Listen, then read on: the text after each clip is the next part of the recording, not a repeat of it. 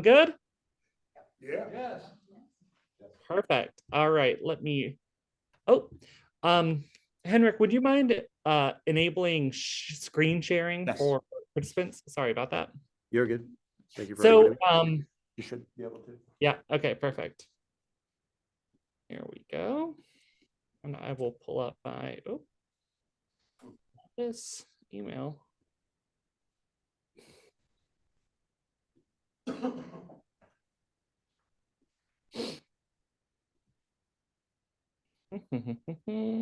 my gosh. New slideshow. Okay, hi, welcome to the Publishing Strategy Workshop. My name is Evelyn Berry. First of all, we're going to go over why should you care about being published in literary journals. If you came here tonight, I assume you have some interest in being published in literary journals or being published in anthologies, etc. It's totally fine if you're a little suspicious of literary journals. Let me try to convince you why they matter. First of all, I think they're really cool. They publish some really exciting work that is being published today. It's often a way to read writers who don't have full-length books yet or chapbooks. It is a way to connect with people in your community, whether that's a local community or a community across the world. I think that's a really cool part of literary journals. I've been able to meet and develop relationships with writers I've never met in person, but because we have been published together or have shared space in some way, we were able to develop a relationship either between myself and another writer or myself and a literary journal editor. If you ever want to publish, say, a poetry collection or a short story collection traditionally, so whether that's through a traditional publisher, most small independent publishers, most publishers will expect you to have published some of your work in literary journals. The percentage of how much work they want you to have published varies depending on publisher. Some want most of the stuff published. Some of them only want some of it published and then want mostly new work. We're going to talk about that in a little bit. The other thing I think is really great about submissions is when you are sending things out to literary journals, it is a great way to gauge how ready you are to have a full-length collection out. So if you have a book of poems, but say none of those might be published, it's a really good way of starting to find an audience and getting to know people. And lastly, I just think it's really fun to get published, right? It's a beautiful joy to say, hey, I got this poem published, I got this short story published, I got a creative nonfiction essay published in a journal or on a website, and you're able to chat about that. And I should keep this open so I can see y'all. And show people, right, your work in a really cool way. Who am I? Some of you I met maybe a couple of months ago. I came to chat about poetry, but my name is Evelyn Berry. I'm the author of a poetry collection called Grief Slut. I recently got an NEA Creative Writing Fellowship. I've published in a lot of different journals at this point, almost 80. And I'm not someone who comes from the MFA world. I'm not in academia. And I think that more writers outside of that world, outside of academia, deserve to know some of the ins and outs of publishing so that we can also take advantage of those amazing venues. Sometimes there's like a secret language that exists around publishing in literary journals, and we have to kind of demystify that. All right. Okay, so we're going to start with the basics. This is assuming y'all might not know anything. I know a bunch of you probably know a lot about literary journals already, but we're going to start with the basics and then build. First of all, what is a literary journal? In short, it's a publishing platform. So it is a periodical publication designed to showcase the talents of writers and often also artists. There's a bunch of different kinds of literary journals. We're going to talk about a couple of different ones, but I think it's important to realize that it can take a lot of different forms, right? So there are small literary journals, there are large literary journals. Some of them are published as like glossy magazines. Some of them are published as smaller books. Some of them are published as like stapled zines. Some of them are only online, others are only in print. But I think no matter where you get published, it's a really great way to share your work with potential readers. And I think the most important thing is that when you publish your work in a literary journal, it gets to exist in a context of other writers, right? Your poem or your short story is in a community of writers suddenly, right? So if you get published in a journal, you get to be kind of up next to some other writers. And it's, I think, a great way to exist within the literary ecosystem. There's a lot of different kinds of literary journals. We're not going to go through every single kind, but I wanted to kind of talk about some general variety. So as you start looking at literary journals, here's some stuff that you might start to notice. There are probably the most abundant is university literary magazines. So these are journals and magazines that are associated with a university or college. So usually it is edited by the graduate class. So if there is an MFA cohort, they are usually the editors and developers of that literary journal with the guidance of the professors at the university. Some of them are also undergrad run. Now, this is important. This is different than a college literary journal, which is just publishing the work of the students who go to that college. These are based out of the college, but they publish people from around the world. Some of them are pretty prestigious. So I've included a couple here, some of which you might have heard of. There is Cola Lit Review, which is based out of Columbia, South Carolina. If you're not familiar with that, it was up until recently called Yemassee, and they changed the name. So Yemassee is now Cola Lit Review out of USC. Swamp Pink is College of Charleston's literary journal. It's a really amazing and pretty prestigious literary journal. This is also my alma mater, so this is one of the places I'm like, one day I'll get published there. We'll see. You might recognize them as Crazy Horse. If you're familiar with the literary journal world, they have also changed their name recently. And then another kind of well-known university lit mag is Michigan Quarterly Review. There are also place-based reviews, right? So there are ones that are based in specific regions. I've included mostly Southern literary journals because that's where I send my work, right? I'm a Southern writer. I send my work to journals that publish Southern writers. So some of my favorites are Susurrus, which is a more new literary journal, the Southern Review, which is one of the best Southern literary journals, Story South, which is a fiction journal that publishes Southern short story writers. And then we have Up North Lit, and as you can imagine, it's for people from like the Northeast. So, you know, they have their own literary journals up north as well.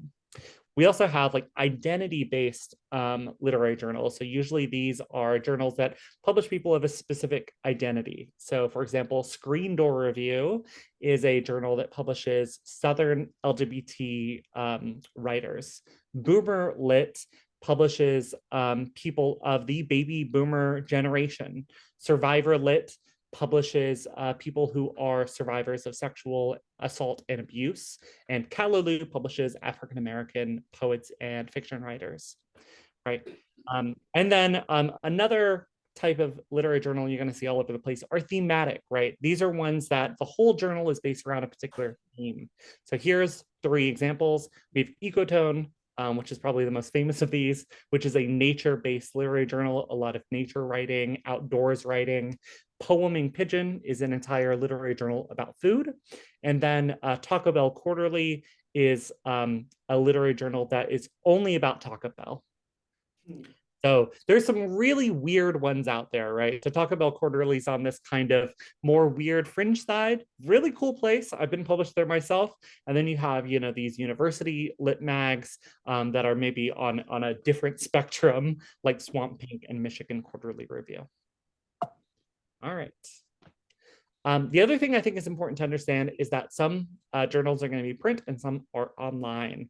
I kind of have on your right a couple of print journals that I think just look really beautiful, and a couple of online journals. There are pros and cons to having either online or print journals. And I think you have to ask yourself what you want from a literary journal. If you want to see your work in print, you want to hold it in your hands, you should be submitting to print journals. If you want your work to be easily shared online, like social media, you should submit to online journals, because that way you can just send a link to somebody and then it is publishable. I think the best of both worlds is where they publish it in print, so you get that beautiful moment of having it, and also online. Maybe about 15 years ago, there was more of a hierarchy between print and online journals. But as time goes on, that hierarchy has honestly really gone away. There are online journals that are more prestigious than print journals, and vice versa.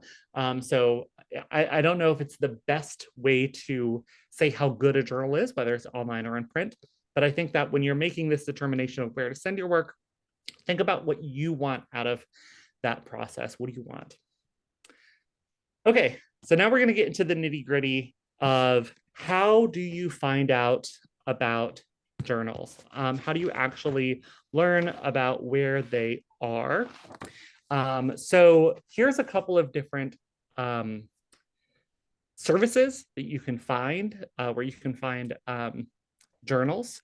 I'll also say that just as a heads up, because I know there's a lot of stuff, information, you're going to get a 10-page handout emailed to you at the end of this that will have links to everything I'm going to talk about. So that way you can go back and review things. So just in case it's overwhelming, no worries. There'll be kind of a time to review. So also will be questions at the end. So if you want me to go to any of these websites and show you like what my submission page looks like and how I would navigate it, I am happy to do so. I will say probably the most popular kind of submission portal is called Submittable.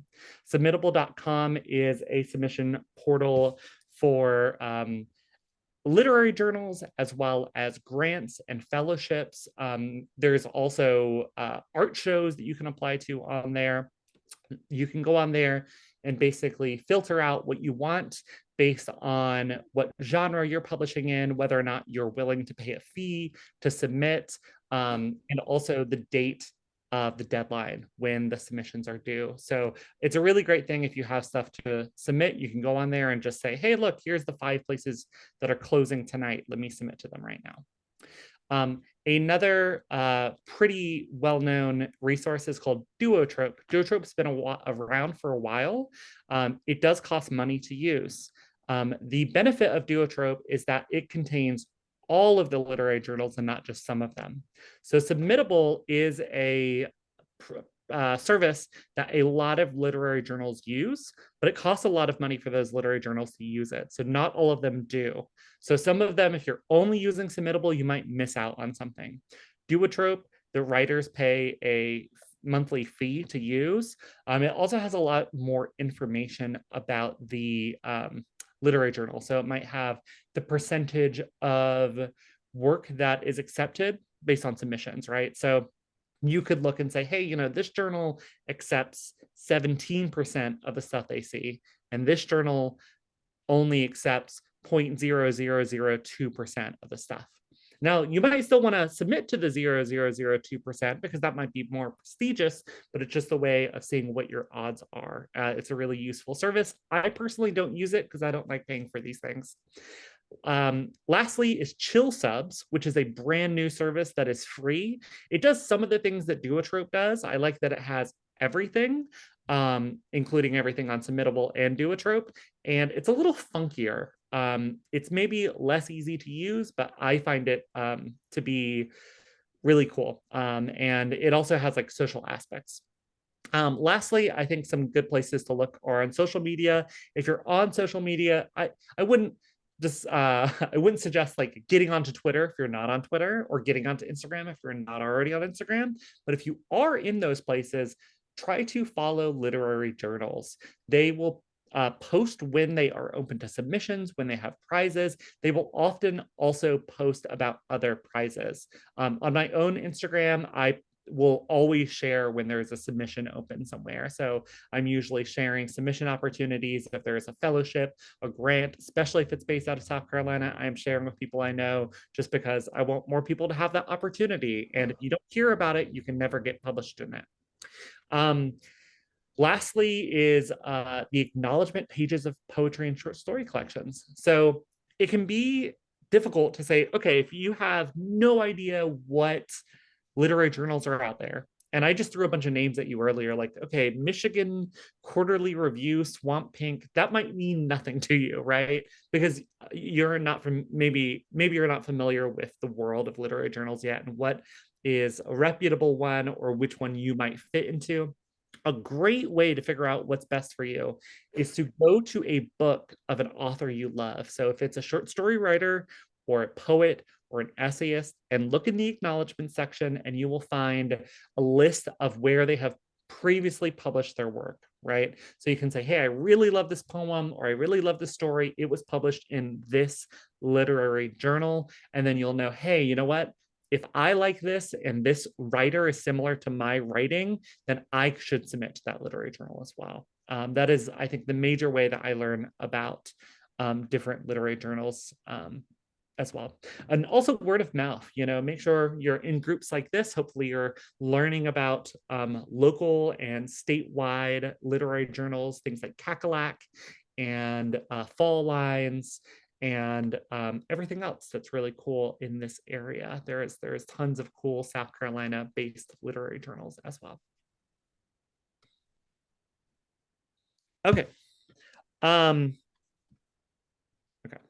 So real quick, I'm going to take a quick pause from kind of talking about how to find this stuff to just make a quick note, which is that when you are preparing to publish stuff, I think it's really important to do a little bit of preparation first. So generally what I do is I'll have a big document full of poems, right?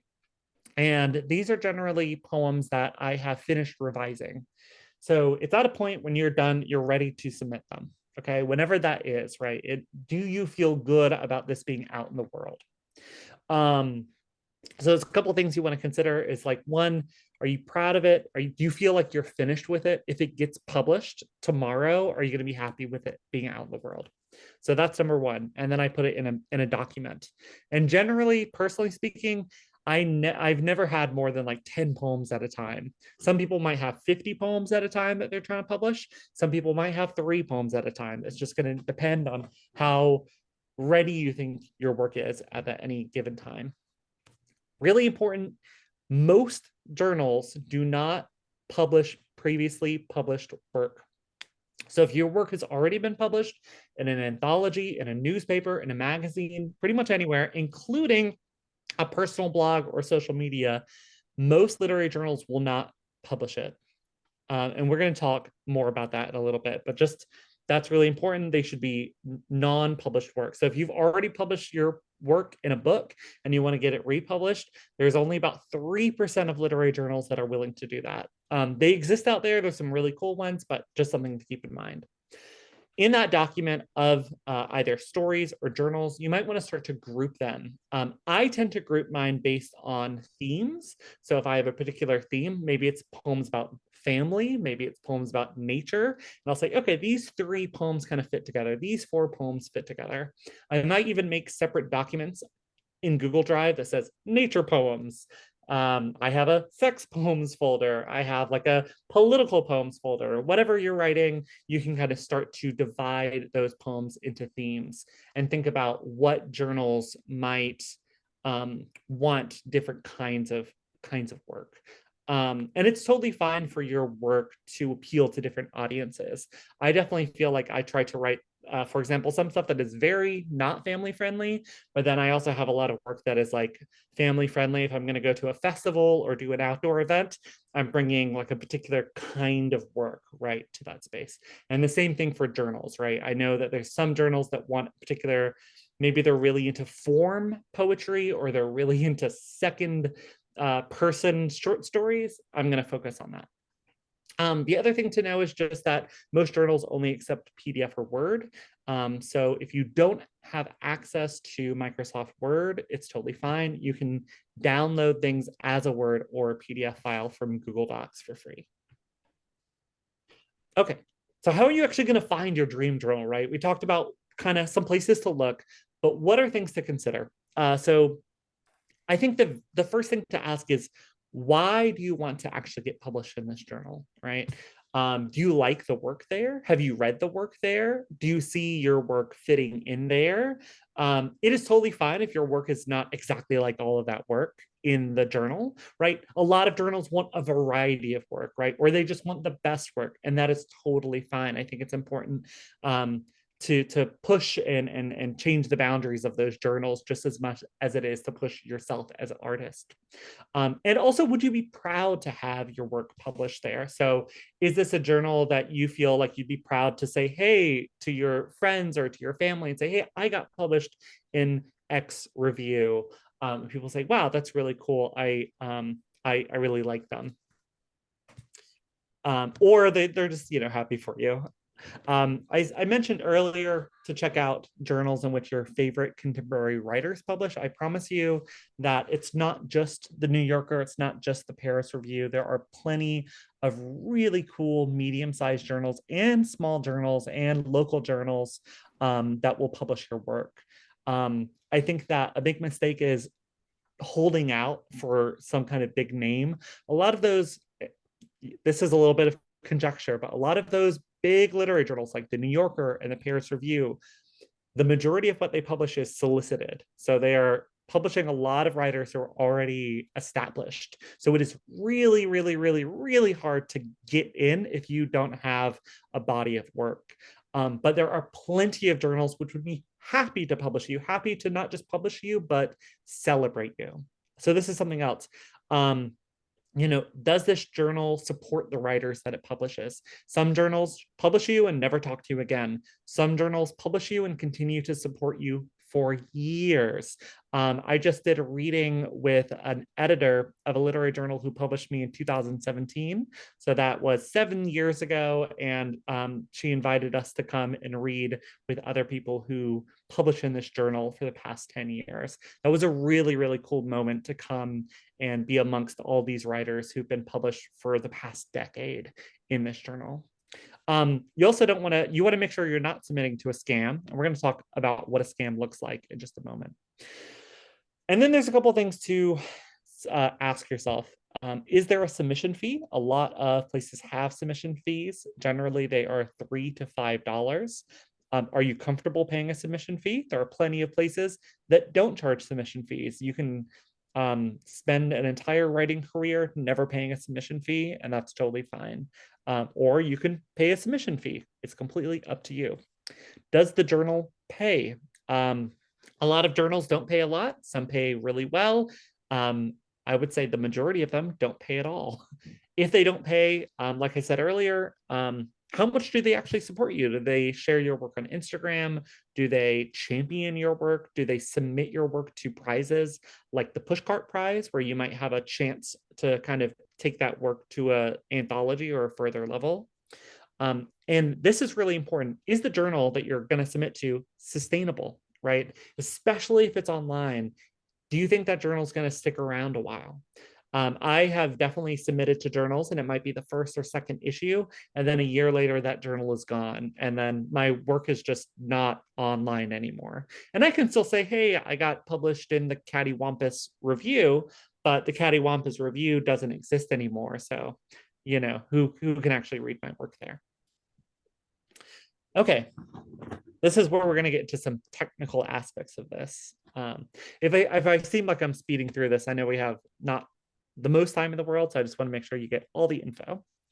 So generally, literary journals will will provide a submissions page or a guidelines page, which will tell you what they are looking for. So in very practical terms, sometimes it will look like this. So I have the guidelines for adroit journal, literary journal. So for example, poetry, it says up to 6 poems. Fiction, you can send up to 3 pieces with 9,000 words maximum. Sometimes that might look like, hey, we want only up to 3,000 words, or up to 10,000 words, up to 5,000 words, some only 500 words. And then we'll generally give you how many pieces you can do. Same with nonfiction, art, and interviews. But usually they're very exact about how much they're looking for. If you have the poems to send out, go ahead and send all 6, right? You can really have a greater chance of getting published there if they read more of your work, basically, because, hey, maybe that 6th poem that you said, I don't know if this fits, that's the one they want. Now, submission guidelines vary really widely. So there are tons of submission guidelines, and that is, I think, why it's so difficult to navigate this. Some of them are super straightforward. So I love when they're straightforward and they say, you can send us 3 poems. Send us your best 3 poems. Sometimes it's something really specific. So I kind of have a spectrum of things. So we have adroit, and then we have one that's a little bit more specific. It says, we are looking for original unpublished fiction and poetry with strong character arcs and immersive description. Build worlds and break hearts. For essays, we're looking for factual, but not academic. Keep the people in your story front and center. Okay, so this is giving us a sense of the sort of work they want. It's not genre-based, but it is based on kind of what kind of approach to fiction or nonfiction they are looking for. And then we have on the far end of the spectrum, something like Freeze Ray, which is dedicated to poetry and pop culture. So this is an example of one of those themed literary magazines, right? It is looking at essays and poems and fiction about pop culture. The other thing that might be on this page is a deadline. So you see at least one deadline here, which is September 15th until November 1st, 2023. That's just when I grab this off the internet. And make sure to pay attention to those guidelines, because this is where sometimes they will put all the stuff that you need to know. And then you get the really weird stuff, right? So there's some literary magazines, like I said, that are really weird. Everything you can imagine exists as a literary journal. So for example, this is Taco Bell Quarterly's submission guidelines, which is not very clear, but it's fun. There's also the Hoot Review, which is a literary journal that only sends poems and stories via postcard. So it's to fit in a postcard. There's the Lickety Split, which only publishes on Twitter and has to fit in the length of a tweet. So there's a lot of creative and interesting literary journals as well, if that is something that interests you. Okay, I mentioned money before. We're gonna kind of elephant in the room. Should you pay to submit your work? Unfortunately, I can't answer this for you. This is kind of a personal question for yourself, but I think this is, let me kind of give you a breakdown of why journals ask for submissions and what to kind of do about that. So a lot of journals will request $3 to $5 a submission fee to consider publishing or consider your work at all. So this fee is usually being used to offset the cost of Submittable and other submission platforms. It is sometimes also used to pay, say, like a judge for a literary journal, which is why if you ever submit to something that is like a prize, so it's like, hey, this is a prize, sometimes their submission fees will be much higher. Sometimes they will charge $15 to $30, which is way higher than $3 to $5. So these things fund the journal's basic operations. It goes to platforms. Sometimes it pays for the editors. Often not. I would say that the majority of literary editors work on a volunteer basis. So I think it's important to, it's completely fine not to submit to places that charge a fee if you don't want to, but I think it's also important to keep in mind why it's done in the first place. A lot of these places are not supported by, say, an institution like a university. And it helps us make really cool stuff. Personally, what I do is I will say, okay, if I'm going to do a submission, I have like a certain amount of money that I'm willing to pay in any given month, or usually over the course of 3 months. And I say, this is my budget. And that also makes me a lot more choosy about where I send my work, right? Because I can send it to some places for free, and I totally don't mind doing that. But as soon as they ask for money, then I start questioning, how likely am I to get published here? And if I do get published here, do I want to be published here? How badly do I want to be published here? Do I want to be published here that it's okay that I spent $3 to maybe be rejected? And sometimes the answer is yes, and sometimes it's no. Okay. Related to this are scams. I gave you these numbers for a really good reason. So $3 to $5, sometimes it's a little bit more. And then for prizes, it's $15 to $30. There is a lot of scams out there. And one of, I think, the biggest red flags for scam is if they charge a suspiciously high submission fee. For example, I know journals that charge, say, $18 to $25, $30 just to submit a poem. And then they pretty much publish everyone online, right? And it's just a way to kind of get money from people. They're not supporting those artists in any real way. They're just kind of having artists pay to be published. There's also some well-known scams. So sometimes authors will be solicited to republish their work. A really good example of this is called the Best Poets State Series. So there's a whole series of anthologies called the Best South Carolina Poets Anthology, the Best North Carolina Poets Anthology, the Best Texas Poets Anthology. After you get published there, they then ask you to pay, say, $25 to purchase a copy of the book that you were published in. And that's how they make their money, is the people who they publish pay them, basically, to publish it. So that's another really big red flag. Now, a caveat to that, a lot of journals will give you free copies, usually 1 or 2, sometimes 3 copies, and you might have to pay for additional copies, right? But if you're not getting any copies and they're asking you to pay for it, even if it seems like a legitimate literary journal, I personally would not submit to them. I think it's a little interesting to do that. The other thing is not knowing who the editors are. So almost all literary journals will have what is called a masthead. It lists all the editors as well as all of the people who work on the literary journal. Sometimes that's one person, sometimes it's 20 people, just depending on how big the literary journal is.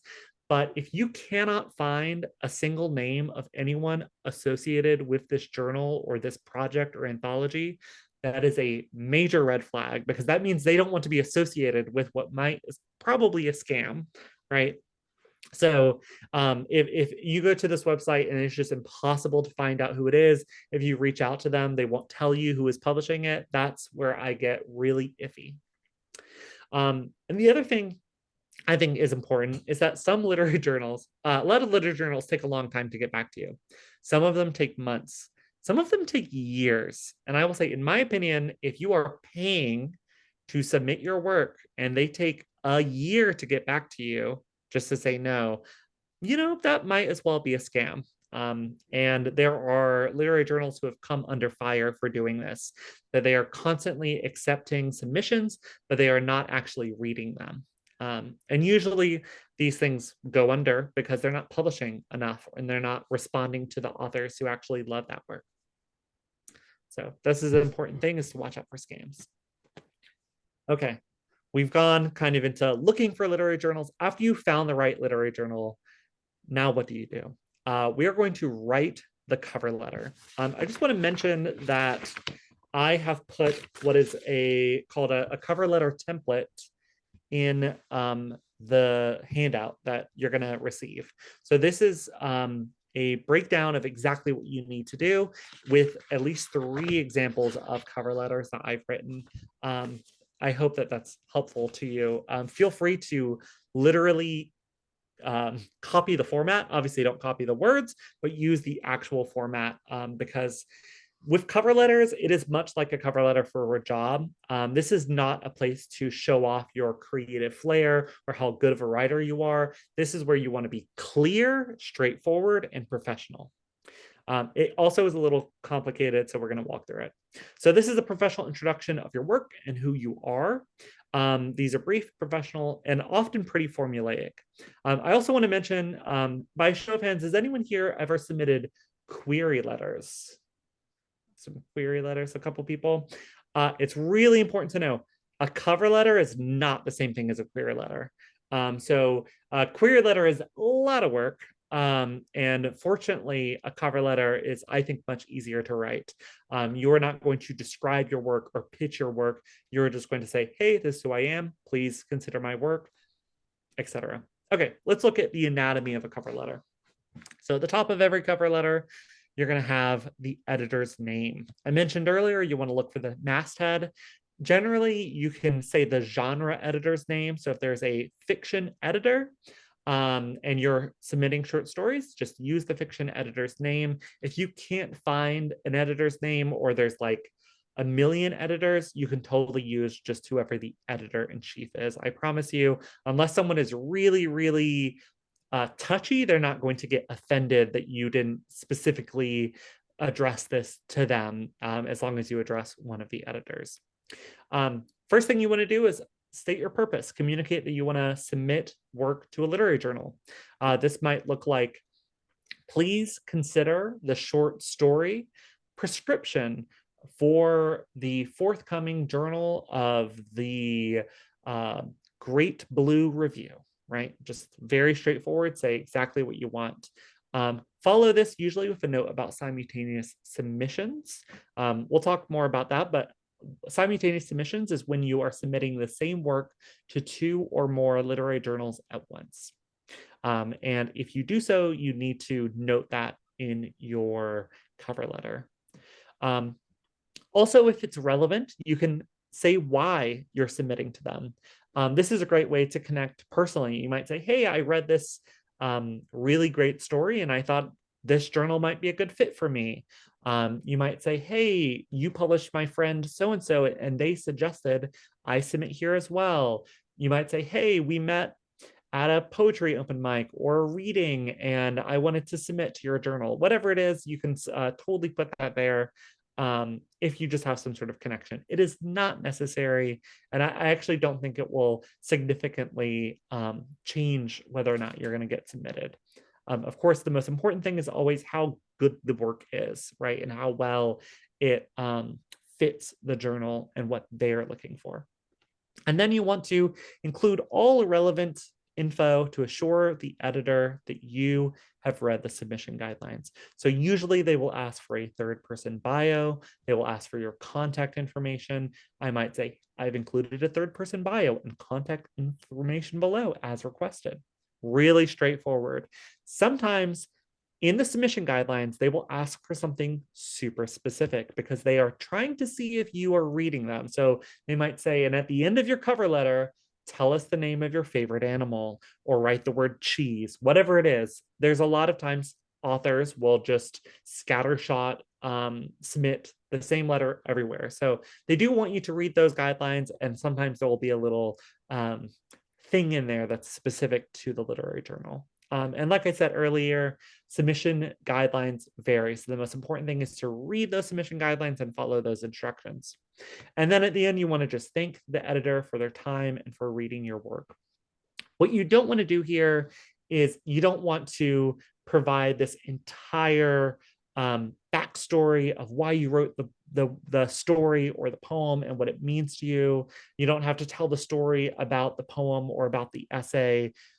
This is a professional letter. There will be time later, maybe if you're interviewed about your work, to say, hey, this was the inspiration of this work, etc. But the cover letter is not that place. And then, of course, you put your name. You might put your contact info. And then usually journals will ask for a third-person bio. Now, the exception to this is sometimes they will use what are known as submission managers. So instead of sending them this cover letter through Submittable or via email, you will be sent to a kind of esoteric submission software, right, where you're putting in the name, etc. And then usually there's a place for the cover letter. Yeah, and usually the bio as well. Okay, really quick note on simultaneous submissions. So a lot of journals will accept simultaneous submissions, meaning that they allow you to send to many places at once. Some don't, especially some prizes don't. There's different reasons for this. Some of them just don't want to, if they might take a while to respond, they usually will say, hey, I want to only look at your work. But that also means that you're not allowed to send it out elsewhere if they do not allow simultaneous submissions. This is another situation where you have to decide for yourself, is this worth it? Is this a journal you really want to get published in? Sometimes it is. I know, for example, like the state the Poetry Journal Fall Alliance does not accept simultaneous submissions, but I always want to get published there. So the thing I send, I don't send elsewhere because I want them to have that consideration. But if I am not willing to wait those, say, 3 to 6 months, then I might just say, hey, you know what? I'm not going to submit to this journal. Sometimes journals that tell you no simultaneous submissions are actually much faster, the ones that allow simultaneous submissions. I know there's a couple of them that will get back to you really quickly, like within a week, which even being rejected in a week can be kind of nice. Say, okay, the decision was made. Thank you.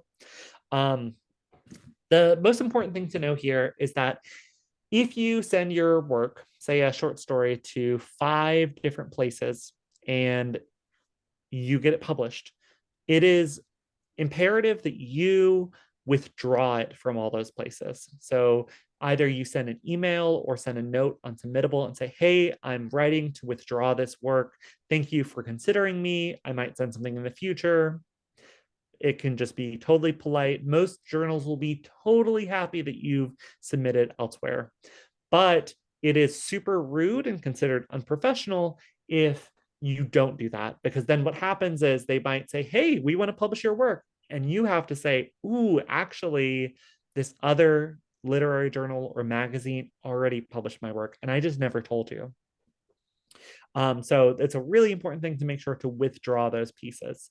If you are writing poetry or you are submitting multiple stories or multiple essays, there is options to withdraw just one of those pieces. So for example, if you submit 3 poems to a literary journal and just one of them gets published elsewhere, usually there is a notes section on Submittable that you can use, or you can just send an email to the editors directly, say, hey, I'd like to withdraw this one poem and I want to keep the rest in consideration. I mentioned having the cover letter template. I also have a template for withdrawing poems in the notes as well, just so that if you get something accepted, you can literally copy and paste it and use it.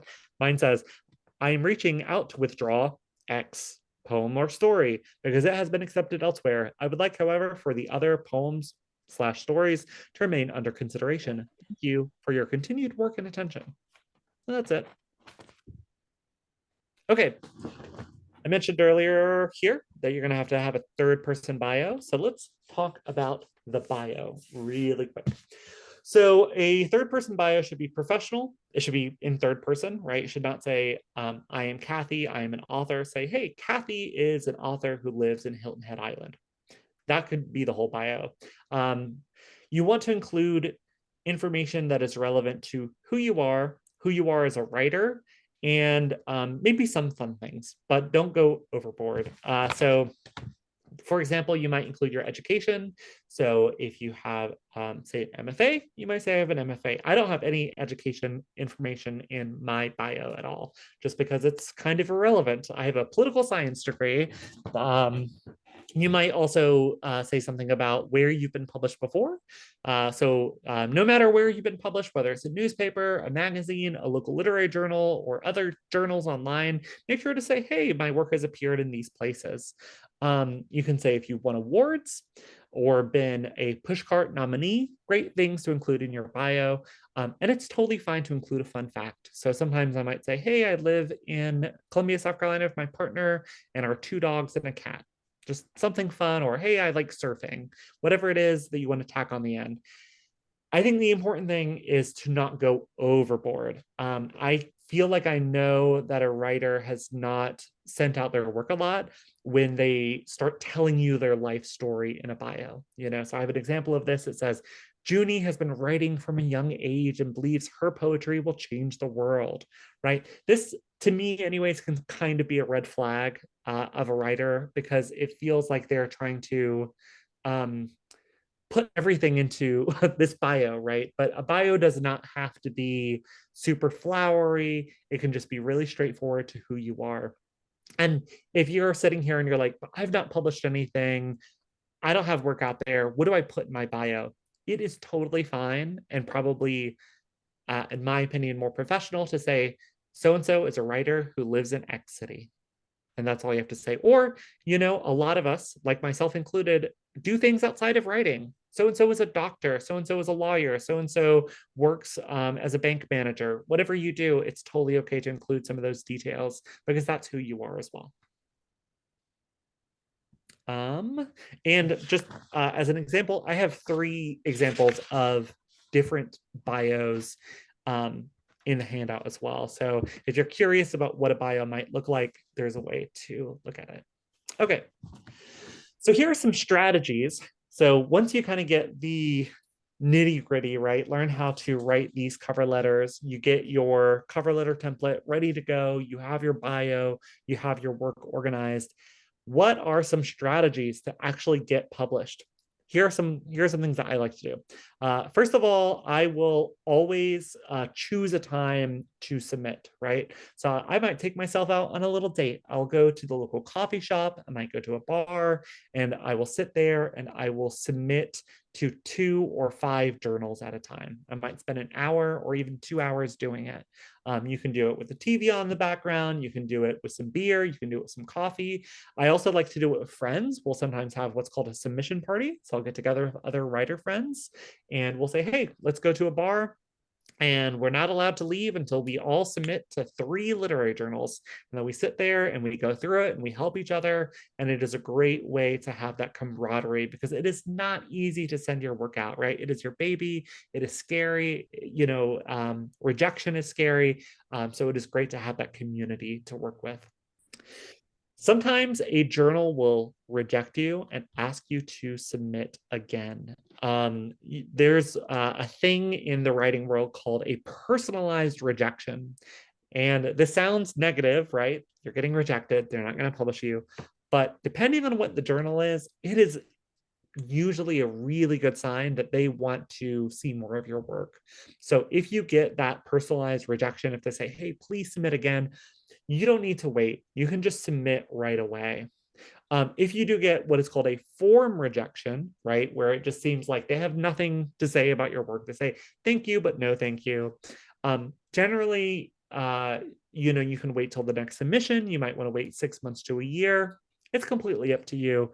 It is unlikely, especially if there's a journal reading a lot of work, that they're going to remember everything that they read. I have been the editor of a couple of different journals and anthologies, and sometimes you'll remember people because they got close, right? And those are the people you remember because you spent a lot of time. But otherwise, you might be reading hundreds and hundreds of short stories and poems. And so a year later, they're not going to remember that they rejected you. They're really just focusing on, is this story, is this poem what we are looking for in this journal? I think a really important thing to know is that unfortunately, journal submissions is a number game. You will be rejected more often than you are accepted. Every single person experiences this. And rejection is going to be inevitable. But the more often you are rejected, the more often you'll find success. I know a lot of writers, rather than saying, hey, I want to get, say, 5 pieces accepted this year, instead they say, my goal is to get 100 rejections. That means you need to send your work to at least 100 journals. And then what happens if 10 of those journals say yes? Now you have 10 pieces published in the world, right? And then, hey, you might need to send at least 10 more to get your goal of those 100 rejections. Rejection is just part of the process. It is okay to feel bad about rejection. It is okay to commiserate with people, but it is not the end of the world. It does not mean that your work is not worthy of being published or that you're not a good writer. Every single writer gets rejected a lot. And it's just important to continue to send your work out. Do your research, figure out what journals you want to submit to in advance. So if there's a journal that you really like, sometimes journals will only open for submission once a year or every other month. So it is great.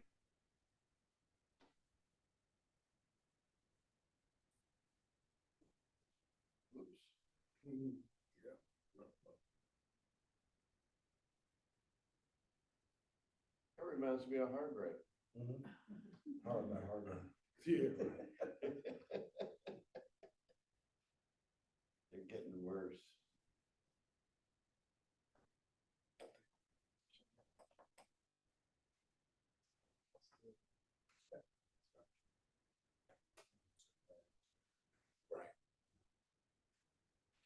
I'll go to the restroom. Hi, can you hear me? No? We lost you for a minute. Yeah, sorry, there's a thunderstorm. My power just went out. Yeah, that doesn't help me at this point. Oh no. Okay. Not sharing Was I anymore. talking about the numbers game last time? Did y'all hear that? You're not sharing anymore, but you're good. Okay, great. Sorry about that. That's okay. Okay. I'm gonna share my screen again. Oh gosh. Wait, am I sharing my screen right now? No, not yet. No, I'm not. Okay, sorry. Let me get back into it then. You're good. Da, da, da, da. All right. We can see it now. Perfect. Thank you. Ooh, hopefully that doesn't happen again. See. Thunderstorms like that. Okay. Well, let's go back. Another important strategy is to not wait until the deadline. So some journals, this is some kind of insider baseball stuff. Some journals will wait until the very last moment to review all of the work that they received. And then they will mix it up and see what they get. Most editors don't have time to do that. So they will read work as it comes in, meaning that if you send at the beginning of the submission period, that editor will probably have more time and more patience to consider your work than at the end, right? So if you're sending it at the beginning, you might be one among 15 people that they're reading. If you send it at the very last minute on the very last day, you might be the like 600th person they've read in a weekend. And it's not fair necessarily that the 600th person might not get the same consideration as the 15th person, but I think it's important to think about when you're submitting. And lastly, be patient. This is the part that I think everyone hates about writing, everyone hates about submitting. It can take months to hear back. There are some journals that respond really quickly to you, and that's very nice, but it is not the norm. The norm is usually 3 to 6 months. A lot of places will take 3 months, some will take 6 months, some will take even longer. I will say, personally speaking, if I have not heard back within a year, I withdraw the piece, just because I think that's a ridiculous amount of time.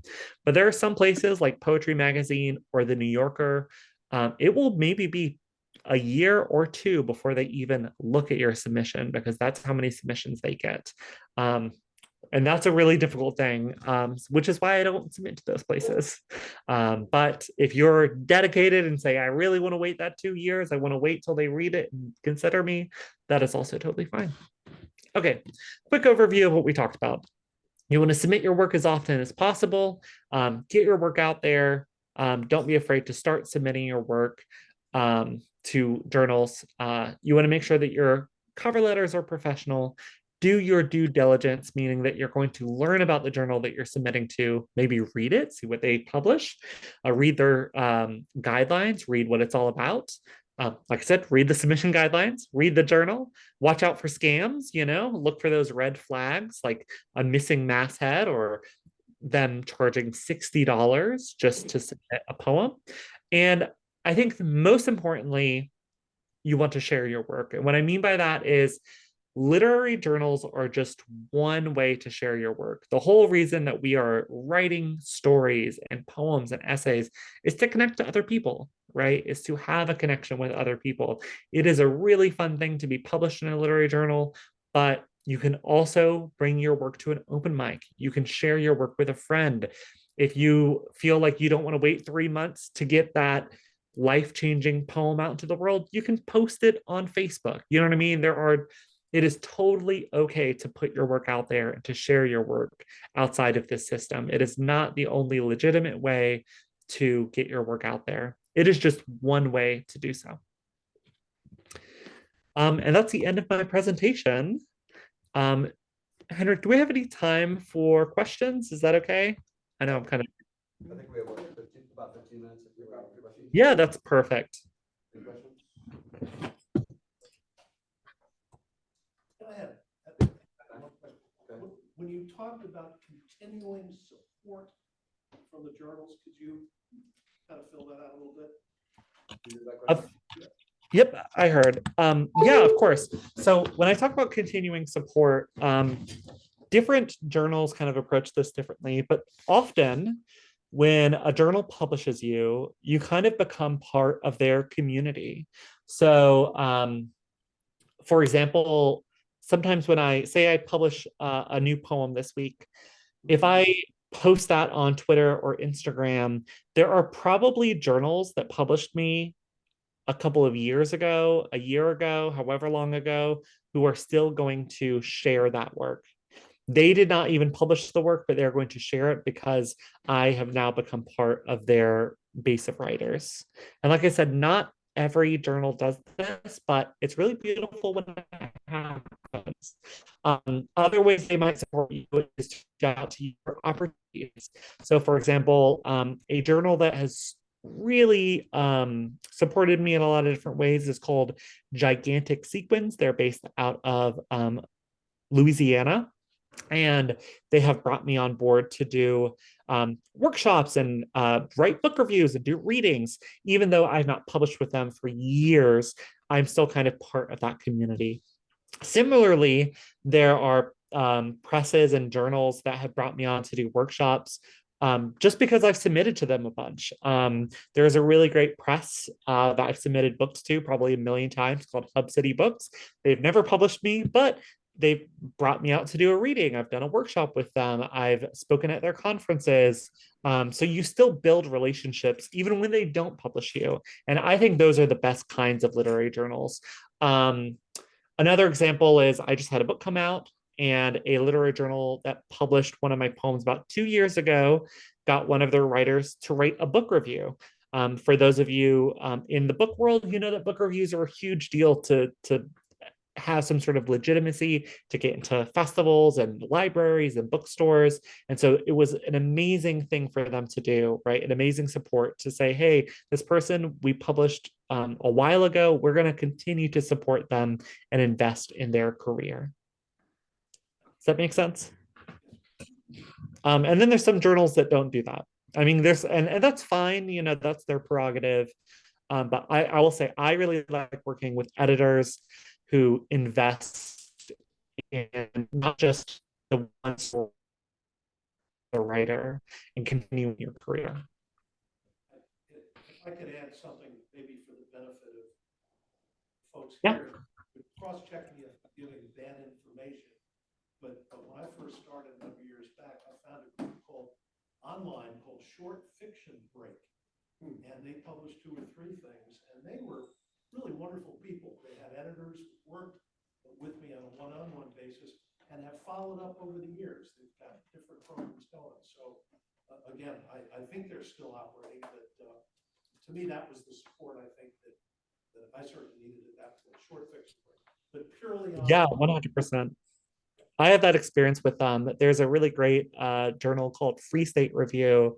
And I kind of became friends with the editor and has become like a mentor of mine. Has brought me to conferences, has read my work, provided feedback.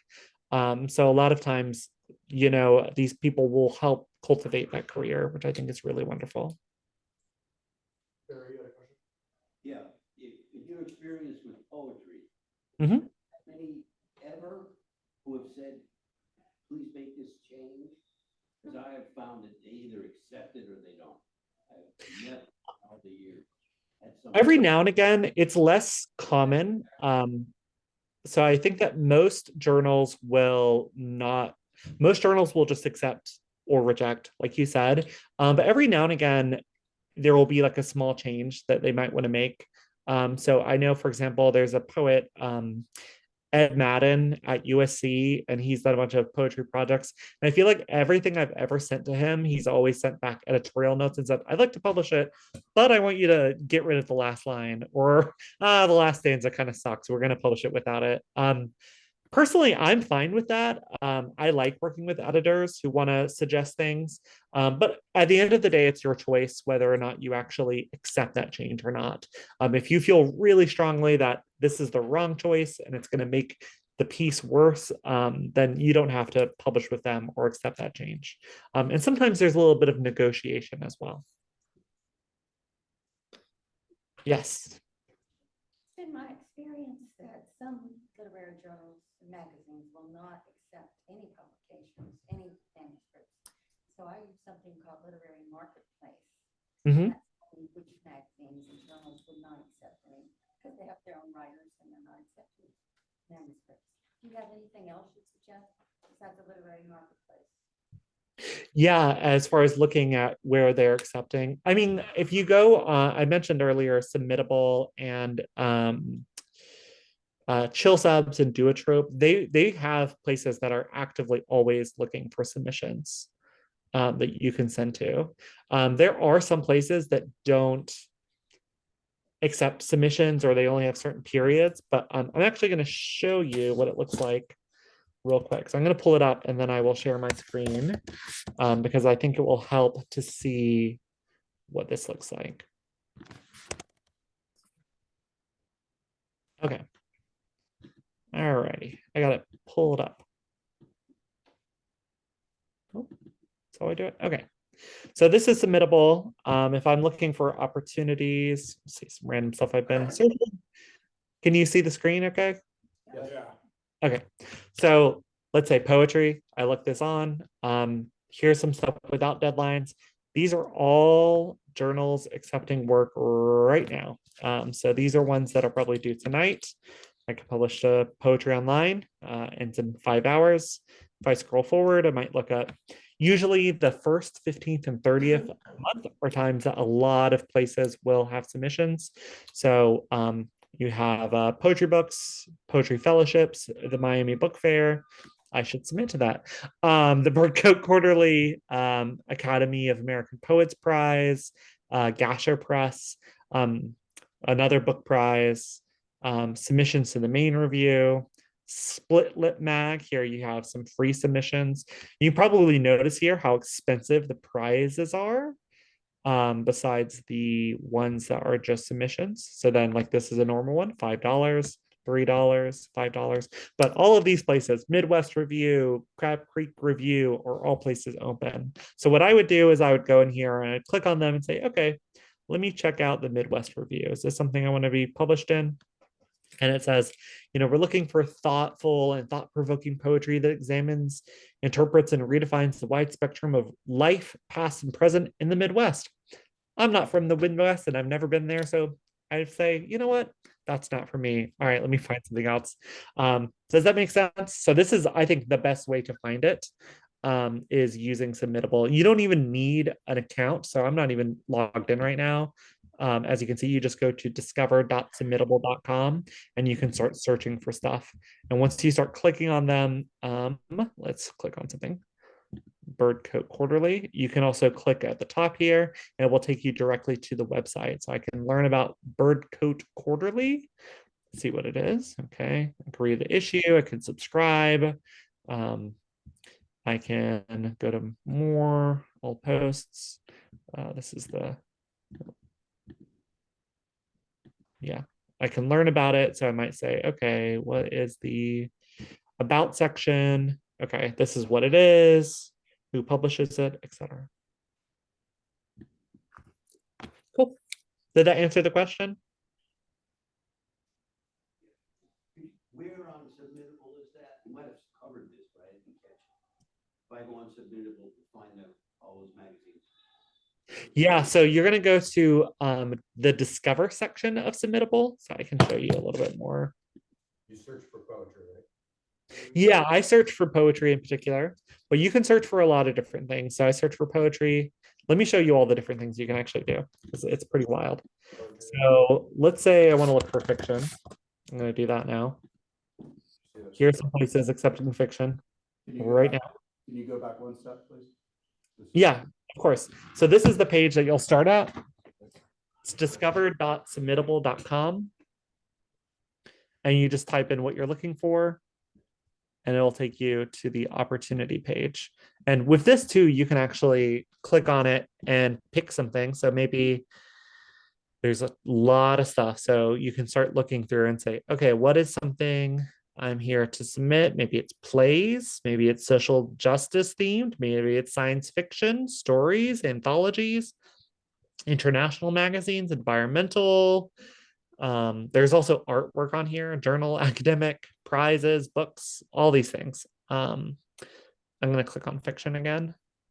You can also start to weed it out. So you can actually click the word no fee, and it will only show you ones that don't charge submission fees, which is a great way to look at them. You can also only look at ones with deadlines, or you can change, or ones without deadlines, for example. So say, okay, these are only ones without deadlines. You can also click a certain date. So say you're like, by the end of June, you'd like to start submitting. You can look ahead and say, okay, well, here's some places I might want to look at in June. Press 53 based out of North Carolina, Riddle Fence, The Ex-Puritan, Stone Canoe, Driftwood Press, and you can kind of see what you might want to publish. Does that make sense? Do you do the old school thing, like going to the library at the University of South Carolina? To look at like the writer's market? Yeah.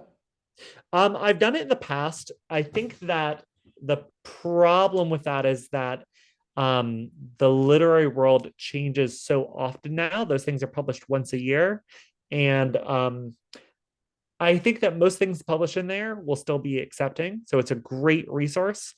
It's not really one that I use just because there's so many other free resources out there that also indicate like the changes that are made, if that makes sense. So for example, if a journal is no longer accepting submissions or something happens and I submit to them, you know, I might be wasting my time, basically. And I might not know about it because I've only read about it in that book published a year ago. It's a great, I usually use it for submitting query letters though, for sure.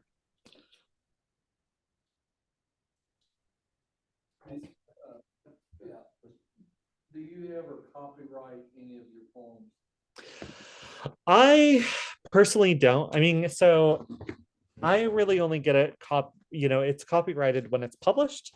It is like a weird thing. It is technically copyrighted when it's written, question mark. And generally I've not really had any issues with that, as far as them getting like taken or plagiarized or anything. So I'm not super concerned about it. And technically, like as soon as it's written, it belongs to you. So there's ways to prove that, especially if it was written on like a word processor. So yeah, I generally don't copyright, but like for example, when I published a book, like that book is now copyrighted. So they would need like my permission to, for example, like republish an excerpt of it in a textbook. Or recently I had you know, someone taught a poem from that book in a college class, and they reached out to my publisher for permission and said, hey, can I like reproduce this for this reason? And that's, you know, totally fine, usually. Well, thank you, Evelyn. Of course. Thank you all so much. I hope this was helpful. Thank you so much. Appreciate it. Yeah, and like I said, there's going to be that handout. Please make sure to look at it because I mean, I think I tried to put as much info into it as possible. It's a great way to review, look at links and stuff like that. It also has my contact information if you want to reach out to ask follow-up questions. Awesome. Thank you so much. Bye, y'all. Have a good night, Okay. guys. Really appreciate it. Thank you, Evelyn. Of course. Good in what we did tonight on the attendance with our emails. Thanks again. Take care. Are you submitting our I'll send you an emails email on about the attendance rest. Thank you Sweet. much. See you. Thank you. Thank you. Yeah, Eddie. So he's gonna give that to her, she's gonna. Yeah, send- she'll